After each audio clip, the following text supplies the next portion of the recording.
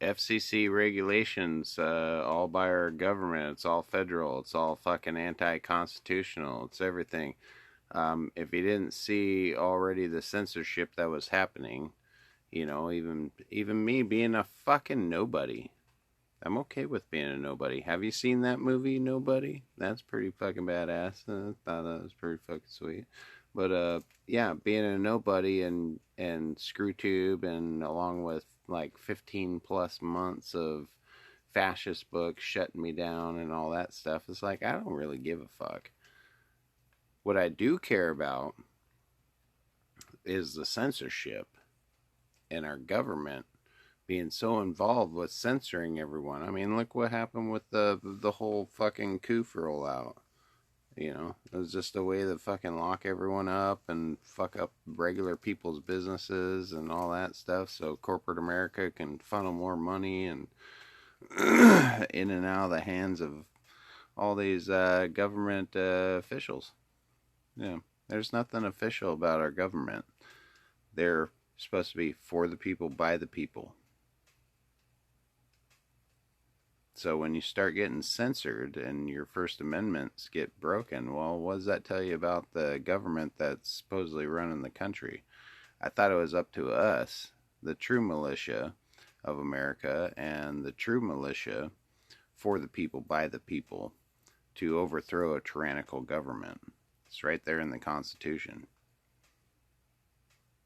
Semper Fi. This is out of control and insane.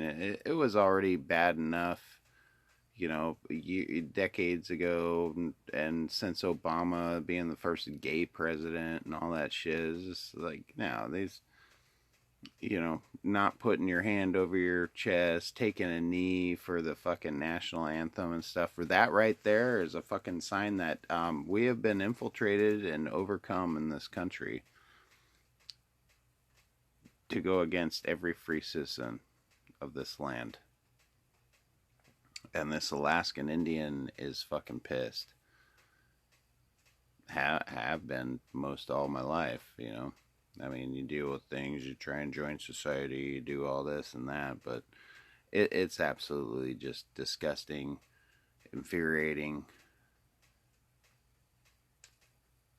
brings tears to my eyes for my grandparents and everyone else's grandparents throughout lineages that fought for everyone to have the freedom of speech and fighting for what was right, and to see what's going on at our nation's capital and whatnot. But you got the J6 people and stuff that are still in prison supposedly and all this crap. I mean, don't believe anything that you hear and only half of what you see and read. You'll be just fine. It's absolutely disgusting what's gone on. Why and where? Why hasn't American citizens, true Americans, stood up for what's right? There's going to be collateral damage either way. So why aren't people going and physically taking back our country? Because all I'm seeing is all these hate groups and all that shit, like the LGBTQ trans fucking formers all over the fucking place. People taking their fucking kids to that shit, even in a small town of Soldotna, Alaska, on the Kenai Peninsula of Alaska. This fucking hemorrhoid of fucking pilgrims and these fucking assholes coming in here and then simping for all this nonsense. I don't think there's a single city or town or village that isn't just totally indoctrinated with nothing but Marxist fucking nonsense and run by Marxists and commies and liberal lefties and fucking criminal righties.